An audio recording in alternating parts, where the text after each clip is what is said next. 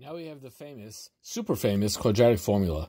And that tells me that if I have a quadratic equation in the form ax squared plus bx plus c equals 0, that x is equal to negative b plus or minus the square root of b squared minus 4ac over 2a. Remember, this is not one answer, but it's two answers.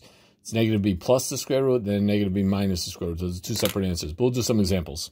2x squared minus 5x plus 2 equals 0. First, we have to identify what's the a, what's the b, and what's the c.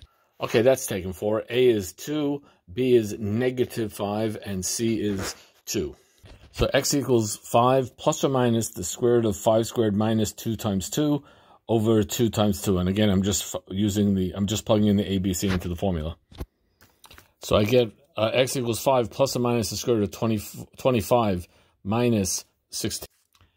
And divided by 4, which is 5 plus 3 over 4, which is 2, or 5 minus 3 over 4, which is 1/2. How did I get that? Where did that 3 come from? Well, 25 minus 16 is 9. Square root of 9 is 3. That's where the 3 came from.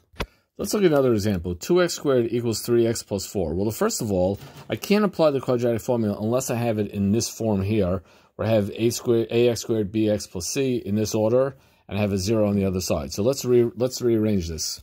So I have 2x squared minus 3x minus 4 equals 0. Now I know my a, b, c. So I have x is equal to 3 plus or minus square root of negative 3 squared minus 4 times 2 times negative 4 over 2 times 2. Again, I'm just plugging in the a, b, c into my formula, into my famous quadratic formula.